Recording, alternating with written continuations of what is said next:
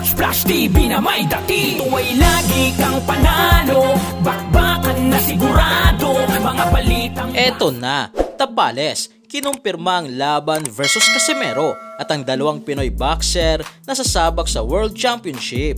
Pag-usapan natin yan mga ka-flash.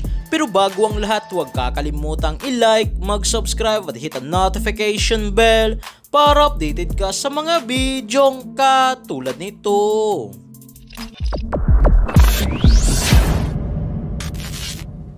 So isang napakagandang balita nga po mga ka-flash ang ibinahagi sa atin ng Viva Promotion patungkol sa dalawang Pinoy boxer na lalaban sa World Championship sa March 31 na ang venue ay sa International Conference Hall, Nagoya, Japan na ipapalabas sa Abima TV at DAZN. Ang dalawang Pinoy nga po mga ka-flash na lalaban ay sina former WBO World Champion Melvin Jerusalem na may kasalukuyang kartada na 21 wins, may 12 knockouts at may 3 talo na makakalaban si Yuday Shigeoka na paglalabanan ng WBC minimum weight na titulo, habang ang isang Pinoy boxer na lalaban ay si RR Andales na may kasalukuyang kartada na 14 wins, may 6 knockouts, may 2 talo at 3 draw. Dito ay makakalaban naman ito ay si Genhero Shigeoka na ang titulong paglalabanan ay ang IBF World Minimum Weight na titulo. Habang sa kabilang balita nga po mga ka-flash,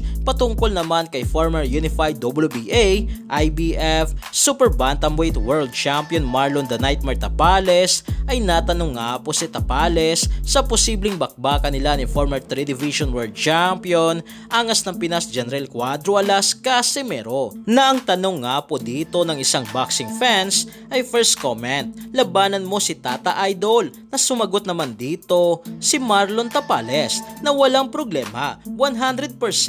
Sumukang seryoso nga po talaga mga ka-flash ang bawat kampo ng dalawa o ang Treasure Boxing Promotion ni Masayuki Eto na maikasa ang bakbakang General Casimero versus Marlon Tapales. Wala man itong titulong nakataya ay magiging daan naman ito mga ka-flash para kay Casimero upang mas lalong uminit ang Casimero versus Naoya the Monster Inoue, na ang dapat gawin dito ni Casimero ay patulugin si Tapales ng mas maaga sa 10 rounds na kung matatandaan natin mga ka-flash, tumiklop nga po si Tapales kay Inoue sa round 10 ng kanilang bakbakan na ito ang kailangang higitan ni Casimero.